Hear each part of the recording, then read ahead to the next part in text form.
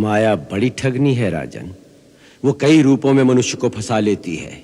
जब एक कर्तव्य सफलतापूर्वक पूर्ण हो जाए तो मनुष्य अपने भावी कर्तव्य पथ पर आगे चल दे। थोड़ी देर भी यदि इस सफलता की ममता में फंस गया तो माया उसे पकड़ लेगी। अब यह अयोध्या आपकी है। मुझे, मेरे पुत्रों को, समस्त परिवार को अपना सेवक मानकर यहां रहने की कृपा कीजिए। राजन, आप हमारे चारों ओर अपने निश्चल प्रेम का सुंदर जाल फैला रहे हैं, जिससे हमारे मन में मोह की दुर्बलता आने लगी है। इसलिए यही समय है जब हमें ममता के इस बंधन को तोड़ देना चाहिए। जब एक कर्तव्य सफलतापूर्वक पूर्ण हो जाए तो मनुष्य अपने भावी कर्तव्य पथ पर आगे चल दे। थोड़ी देर भी यदि इस सफलता की ममता में फंस गया तो माया उसे पकड़ लेगी। ब्रह्म ऋषि, यदि आप भी माया से डरेंगे तो हम जैसे साधारण मनुष्यों का क्या होगा?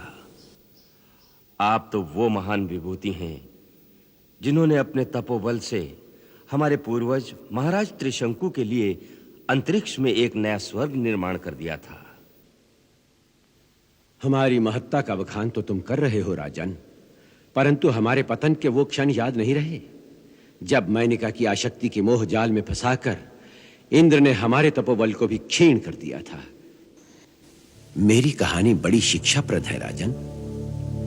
सिद्धि के शिखर पर पहुंचकर भी मनुष्य को सावधान रहना चाहिए, नहीं तो एक ही भूल से उसकी सहस्रों वर्षों की तपस्या मोह के थोड़े ही क्षणों में नष्ट हो जाती है। वही हमारे साथ हुआ।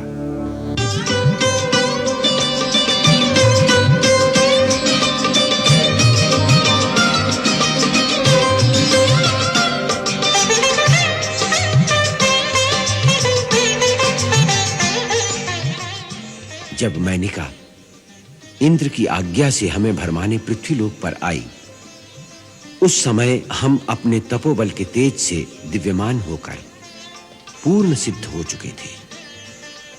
उसी कारण हमारे अंदर बहुत अहंकार था कि हमसे बड़ा अब कोई नहीं।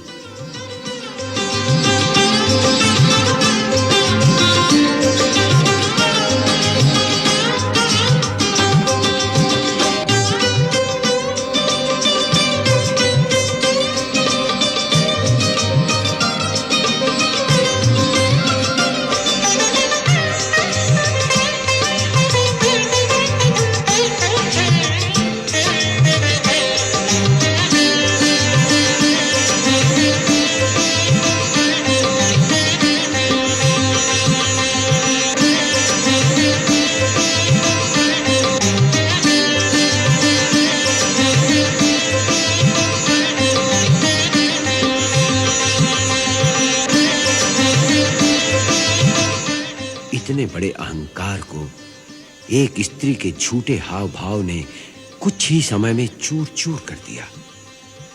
हम सब कुछ समझते हुए भी नारी शरीर के मोह में फंस गए और उस एक ही क्षण में हमारे तप का सारा तेज क्षीण हो गया। माया बड़ी ठगनी है राजन। वो कई रूपों में मनुष्य को फंसा लेती है। जिस समय की बात तुम कर रहे हो उस समय माया ने हमारे अहंकार का रूप धर लिया था। यहां तक कि देवतुल्य महर्षि वशिष्ठ, देवता भी जिनकी वंदना करते हैं, उन पर भी अपनी शक्ति का दुरुपयोग करने की मूर्खता हम कर बैठे। परंतु इन क्षमा मूर्ति की अनुकंपा और दया से ही हम उस माया जाल से बच निकले।